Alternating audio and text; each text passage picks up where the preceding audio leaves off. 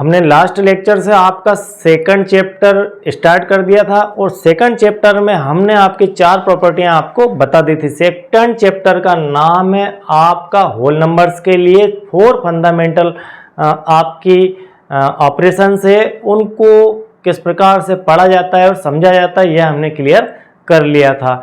अब हम उसी होल नंबर के चैप्टर को आगे बढ़ाते हैं। कुल मिलाकर आपका जो चैप्टर का नेम है वो होल नंबर से संबंधित ही है। हमें सारे पॉजिटिव नंबर एंड जीरो के नंबर से संबंधित क्वेश्चन यहाँ पर करना है।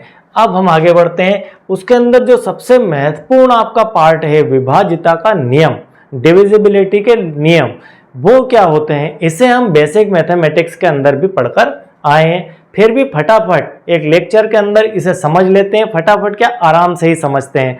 जिन लोगों ने नहीं पढ़ा है वो देख लीजिए और जिनने पढ़ा है वो रिपीट कर लीजिए, ठीक है। तो यहाँ पर बहुत ज़रूरी है क्योंकि इसके बेस्ड ही आपको एक क्वेश्चन बनने वाला है। आपको डिविजिबिलिटी के रूल प्रॉपर पता है तो मान के चलिए एक नंबर तो यहाँ का पक्का होगा और 2-4 जगह दूसरी जगह आवश्यकता इसकी लग ही जाएगी। तो फटाफट किस प्रकार से देखकर पता करते हैं कि किसका भाग किस संख्या के अंदर चला जाएगा, या यह नियम बताते हैं। तो जब सबसे पहले हम इसे लिख देते हैं, हम स्टार्ट करते हैं 2 के लिए, ठीक है। 2 के लिए हम देखते हैं नियम। 2 के लिए क्या नियम है। कोई भी संख्या है, क्या है, कोई भी संख्या है, कोई भी अंक है, कोई भी नंबर है, कोई भी डिजिट है, वह 2 से आपकी विभाजित होगी या नहीं होगी। यह किस बात पर निर्भर करता है, इसके लिए यह नियम है। कोई संख्या है, मान लो 24806, इस नंबर में 2 का भाग जा सकता है या नहीं जा सकता है।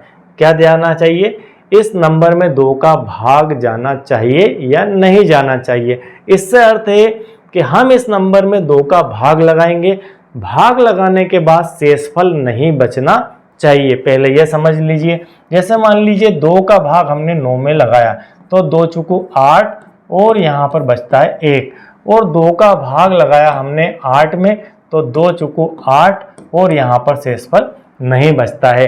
तो ये सारे नियम यह बताएंगे कि शेषफल आपका 0 बचेगा या नहीं बचेगा। भाग तो जाएगा, भाग जाने से मना नहीं कर रहे हैं, लेकिन शेषफल 0 आने का अर्थ है कि पूर्ण रूप से भाग जाएगा, कंप्लीट डिविजिबल वो है या नहीं है, ये हम यहाँ पर सीखने वाले हैं। यहाँ पर 1 हमारा रिमाइंडर बच रहा है, शेषफल 1 बच रहा है। इसका अर्थ है कि 2 पूर्ण रूप से 9 को डिवाइड नहीं कर पा रहा है, और यहाँ 2 8 में भाग दे रहा है तो पूर्ण रूप से 4 बार डिवाइड कर दिया है, ठीक है। तो ये 2 अलग अलग बातें हैं, दोनों में ही भाग हो रहा है, लेकिन ये पूर्ण रूप से भाग हो रहा है और ये अधूरा भाग है। तो हम इस पूर्ण रूप से भाग देने की प्रक्रिया की बात कर रहे हैं। हमें संख्या देखकर पता करना है कि इसमें 2 का भाग जाएगा या नहीं जाएगा। चलिए वो स्टार्ट करते हैं हम। ये जैसे एक नंबर है, इस नंबर को देखकर हमें पता करना है कि इसके अंदर 2 का भाग जाएगा या नहीं जाएगा। तो इसका यह नियम है कि जिन संख्याओं के अंत में, ठीक है, हम पहले वो नियम भी साथ साथ लिखते जाते हैं। पहले नियम लिख देते हैं, संख्या के अंत में, संख्या के अंत में क्या क्या होना चाहिए, आपका 0 हो, 2 हो, 4 हो, 6 हो, 8 हो, ठीक है। या फिर इसे कह सकते हैं, इसको दूसरी भाषा में हम सम अंक हो, ठीक है। किसके, संख्या के अंत में 0, 2, 4, 6, 8 हो या फिर सम अंक हो, तब हम कह सकते हैं कि उसमें 2 का भाग चला जाएगा। जैसे मान लीजिए 2, 4, 0, 6, 8 ये संख्या है। इस संख्या में आपको बताना है कि 2 का भाग जाएगा या नहीं जाएगा। तो हम यहाँ पर देख लेते हैं, इसके लास्ट का अंक है हमारा 8। 8 लास्ट का अंक है, मतलब इसमें 2 से भाग चला जाएगा। दूसरा हम कह सकते हैं कि ये एक सम अंक भी है, उस सम अंक होने के साथ में ये संख्या पूरी सम संख्या भी हो जाती है, इसलिए इसमें 2 से भाग चला जाएगा। बहुत सिंपल सा रूल है। चलिए 3 की बात कर लेते हैं। इसके बाद हम लिखते हैं 3 का नियम। 3 के लिए या 3 का नियम। 3 का नियम यह बोलता है कि दी गई संख्या के अंकों का योग करेंगे। क्या करेंगे? संख्या के अंकों का योग करना है।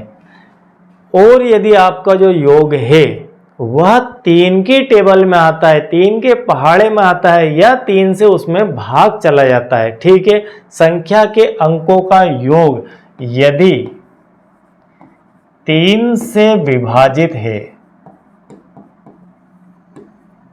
तो आपकी पूरी संख्या 3 से विभाजित हो जाएगी। जैसे मान लीजिए 1, 8 और 6 है। अब हमें यह देखना है, ये 3 नंबर है 1, 8, 6, क्या यह हमारा 3 से भाग जा पाएगा इसमें या नहीं जा पाएगा? इसके लिए क्या करेंगे? अंकों का योग करेंगे। यह हमारा 1, ये प्लस 8, यह प्लस हमारा 6 हुआ। इन तीनों को जोड़ लिया हमने। 8 और 1 9 और 6 कितने होते हैं?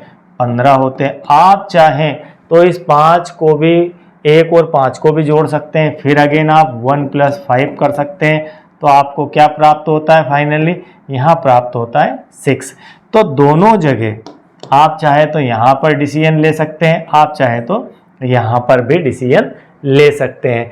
तो क्या 15 आपके 3 की टेबल में आता है या नहीं आता है? क्या 3 की टेबल में, 3 के पहाड़े में 15 आता है या नहीं आता है? क्या 3 की टेबल में 6 आता है या नहीं आता है? तो हम सब जानते हैं कि 3 की टेबल में 15 आता है। इसलिए आपका यहाँ पर 3 से कंप्लीट भाग 186 के अंदर चला जाएगा। 186 आपका 3 से विभाजित पूरी तरह से हो जाएगा। इसके अंदर शेष फल 101% 0 ही बचेगा। ठीक है, यह हुआ 3 का नियम। चलिए आगे बढ़ते हैं। इसका हमने एक बेसिक पार्ट में जिक्र किया है, पूरा का पूरा पार्ट है और वहाँ पर बहुत ही डिटेल में इसे समझाया है। फिर भी आप अगेन इसे समझ लीजिए क्योंकि यहाँ पर यह सिलेबस का पार्ट है। अब हम बात करते हैं 4 का नियम क्या कहता है। तो 4 का नियम यह कहता है, बड़े ध्यान से समझना, कि संख्या के अंत के 2 अंक, कितने अंक? संख्या के अंत के 2 अंक 4 से विभाजित हो,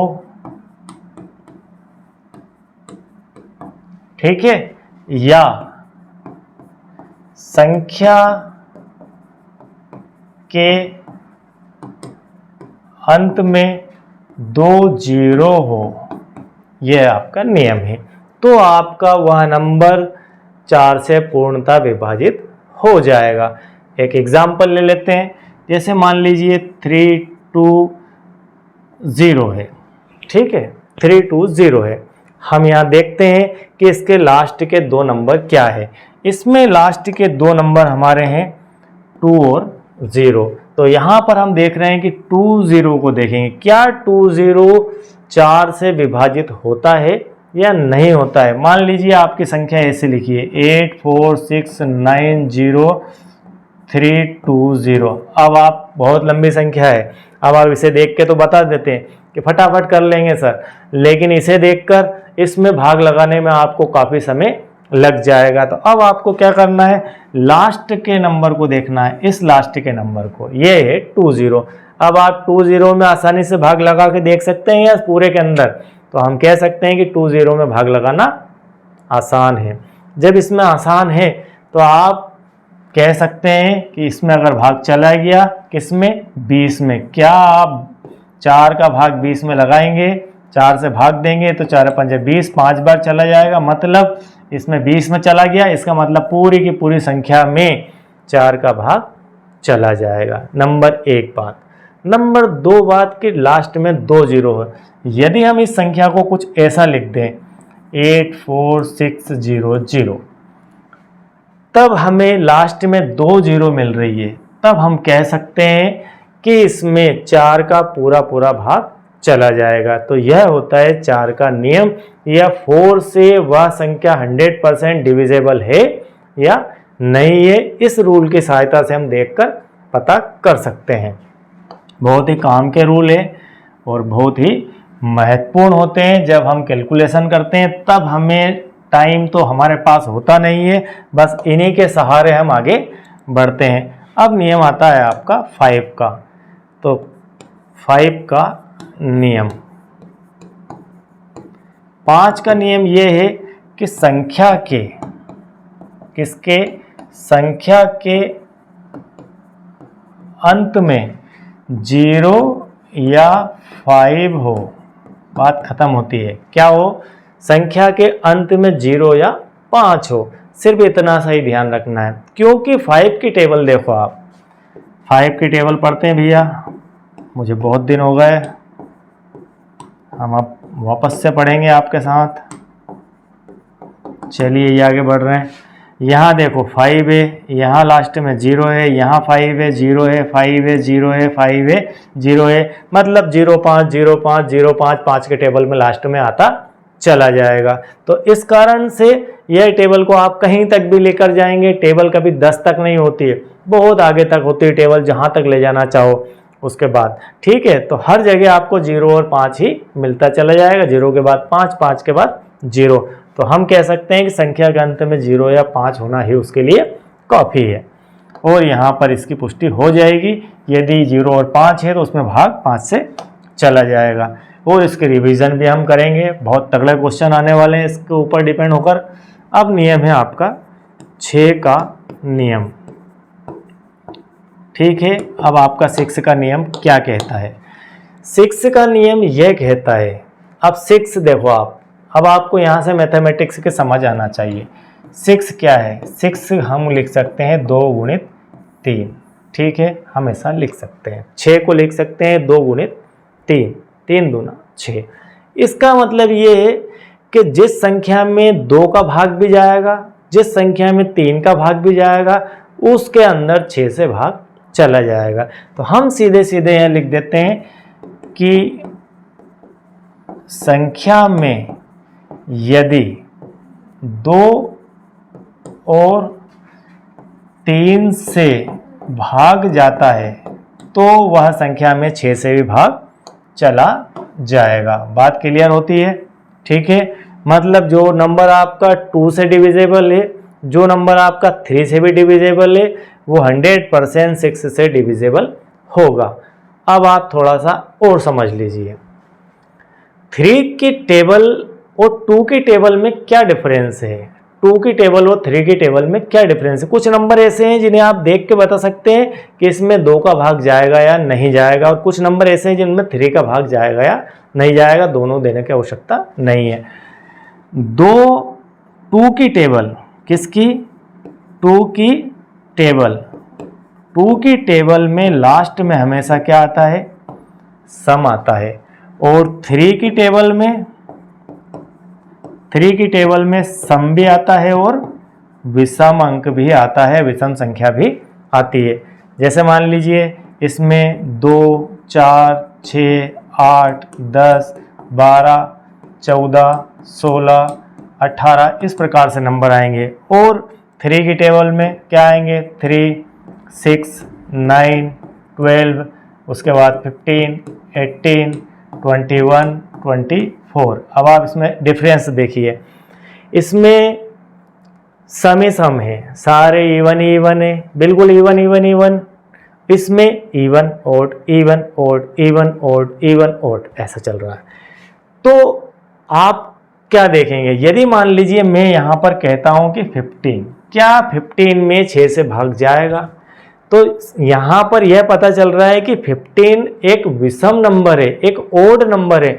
तो किसी भी ओड नंबर के अंदर 2 का भाग तो जाएगा नहीं।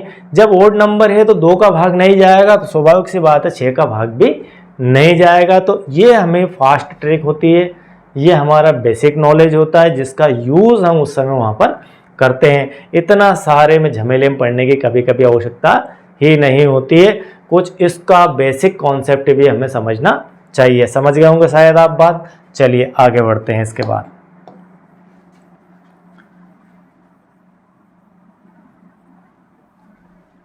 इसके बाद 7 को कोई स्पेशल रूल नहीं होता है, आपको टैली करके देखना पड़ेगा।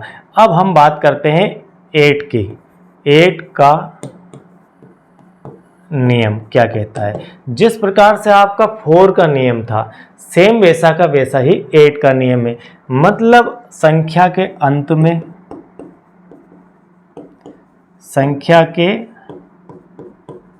अंत में या तो 2 जीरो यहाँ पर थी 4 वाले में, तो यहाँ कर देते हैं 3 जीरो, या फिर अंत के 3 अंक 8 से विभाजित हो, इतना पर्याप्त है। लास्ट के 3 अंक में या तो 0 हो या लास्ट के 3 अंक 8 से विभाजित हो, तो उस परिस्थिति में 8 का भाग उसके अंदर 100% चला जाएगा और शेषफल कुछ भी नहीं बचेगा। चलिए देखते हैं इसको हम किस प्रकार से समझ सकते हैं। जैसे मान लीजिए 3, 2, 4, 9, 6 है। अब हम देखेंगे कि इसके लास्ट में क्या है। इसके लास्ट में 496, तो हम 496 को डिवाइड करके देखेंगे 8 से। 8 पंजे 40, 8 छंग 48, 48, और यहाँ पर बचता है 1 और यहाँ 6, तो 8 दूना 16। कुल मिलाकर यहाँ पर कुछ 0 बच रहा है, ये 100% डिविजेबल हो चुका है। तो हमारे लास्ट 3 अंक हमें देखने पर पता चला कि हमें पूरी तरह से इसमें भाग चला गया है। पूरी तरह से भाग चला गया मतलब 3, 2, 4, 9, 6 के अंदर भी 8 का पूरा भाग चला जाएगा। ठीक है, बात समझ गए होंगे आप। लास्ट के 3 अंक में भाग लगाकर देखना होगा। इसके बाद में यदि मैं लिखता हूं 3, 2, 4, 9, 6, 0, 0, 0, तो भी इसके अंदर भाग चला जाएगा। हम लिख दें 3, 4, 9, 6, 0, 0, 0, तो भी इसके अंदर भाग चला जाएगा, क्योंकि लास्ट में आ रही है 3 0। तो यह होता है हमारा 8 का बेसिक नियम। इसके बाद बात करते हैं 9 की। ठीक है, बहुत ही इंटरेस्टिंग है। 2, 6, 4 और 9, ये सबसे ज़्यादा महत्वपूर्ण इंटरेस्टिंग है। अब हमारा क्या 8 के बाद आता है 9। क्या आता है? 9 का विभाजिता का नियम क्या कहता है? ठीक है, 9 का नियम यह कहता है कि जिन संख्याओं में, किनमें? जिन संख्याओं में 3 से, किससे? 3 से भाग चला जाए और अंकों का योग 9 से विभाजित हो, तो आपका वह नंबर 9 से डिवाइड हो जाएगा। ठीक है, क्या समझ में आ रहा है? या तो उसमें 3 से भाग जाएगा और 9 का और अंकों का योग करें और वह 9 से डिवाइड हो जाए, डिविजेबल रहे, तब हम कह सकते हैं कि वह आपका 9 से डिवाइड हो जाएगा।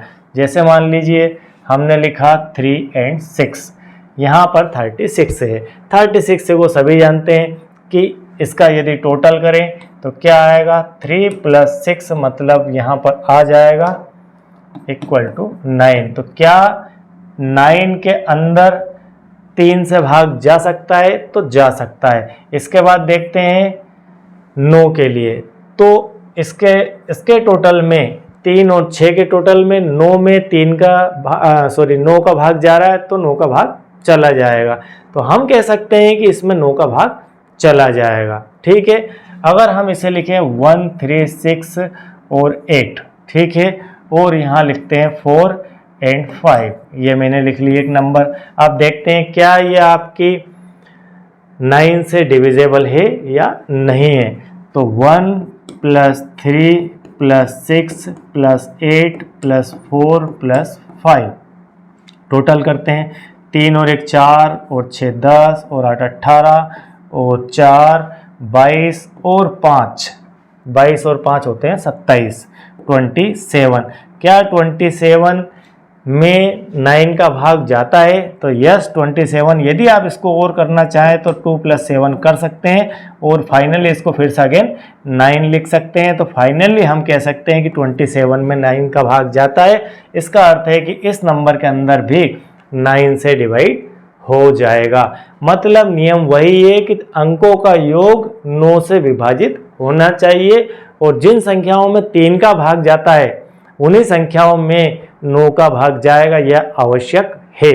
इसीलिए मैंने दोनों को साथ लिखा है। मतलब जिसमें 9 का भाग चला गया उसमें 3 का भाग डेफिनेट जाएगा ही जाएगा। और यह बेसिक आपको एक क्वेश्चन में सामने आएगा, इंपॉर्टेंट क्वेश्चन रहने वाला है वह। अभी मैं समय पर आपको ये चीज़ बताऊंगा, अभी आप सिर्फ इसे याद करिए, ठीक है। इसके बाद बात आती है 10 के नियम की कि आपका 10 का नियम क्या है। यह है 10 का नियम। 10 का नियम, संख्या के अंत में 10 की टेबल सभी को मालूम होगी, है ना। संख्या के अंत में क्या होता है? 10 की टेबल में 10 होता है, फिर 20 होता है, फिर 30 होता है, 40 होता है, सब में लास्ट में 0 0 आता है। तो संख्या के अंत में 0 होना चाहिए। क्या होना चाहिए? 0 होना चाहिए। तो आप फाइनली कह सकते हैं कि उसमें 10 का भाग चला जाएगा। जैसे 2 4 8 0 खत्म बात, 9 0 खत्म बात, 6 8 0 खत्म बात। लास्ट में हमें 0 चाहिए, यानी चाहिए। यदि 0 है तो 10 से डिवाइड हो जाएगा और नहीं है तो नहीं होगा। 0 के बाद आपके पास 10 0 है तो भी हो जाएगा, लेकिन हमें सिर्फ लास्ट की 0 ही देखना है, ठीक है। ये हमारा सीधा सीधा 10 का नियम है। और एक बहुत ही महत्वपूर्ण नियम इसके बाद बचता है, वह है 11 का। किसका? 11 का। हम इसे स्पेशल नियम मानकर पेन बदल देते हैं। 11 का नियम, 11 से डिविजिबल कोई नंबर होगा या नहीं होगा यह पता कैसे चलेगा? सबसे पहले हम एक नंबर लिखते हैं। हम लिखते हैं 3 2 4 5 और क्या लिख दें? 3 2 4 5। उसके बाद 6 लिख देते हैं और 8 लिख देते हैं और 2 लिख देते हैं, ठीक है। ये हमने नंबर लिख लिया। अब इस नंबर को पहले समझ लो, फिर नियम बनाएंगे हम 3 4 6 और 2 इनको ऐड करेंगे, 2 4 और 8 इनको ऐड करेंगे, ठीक है। 3 और 4 कितने होते हैं? 7। 4 और 3, 4 3 होते हैं 7, ठीक है। 4 और 3 7 और 6। तो आप कुछ ऐसा इसे समझ लीजिए, हम कर रहे हैं 3 + 4 + 6 + 2 को ऐड, और इधर कर रहे हैं 2 + 5 + 8 को टोटल। हम दोनों का अलग अलग टोटल कर रहे हैं, सम अंकों को अलग कर रहे हैं और विषम अंकों का अलग टोटल कर रहे हैं। ये हमारे जो विषम की पोजीशन पर है वो अंक है, एक एक नंबर छोड़कर ये विषम पोजीशन, और ये 2 है, ये 5 है, ये 8 है, ये सम पोजीशन के अंक है, ठीक है। ये आप ऐसा समझ लीजिए कि कंटिन्यू में हम एक एक छोड़ के इनको टोटल कर लेंगे। जो इनका टोटल यहाँ कर लिया उनका बाकी छोड़कर ऊपर कर लेंगे। 4 3 7 और 6 दोनों 12 और 13 और 2 होती है 15। यह हो गया टोटल आपका 15। और यहाँ पर 5 और 2 7 और 8 15। क्या बात है! इन दोनों का टोटल, इसका टोटल भी 15 है और इसका टोटल भी 15 है। तो यहाँ पर एक नियम बन जाता है। नियम यह बनता है कि सम स्थान के अंकों का क्या लिखेंगे? सम स्थान के अंकों का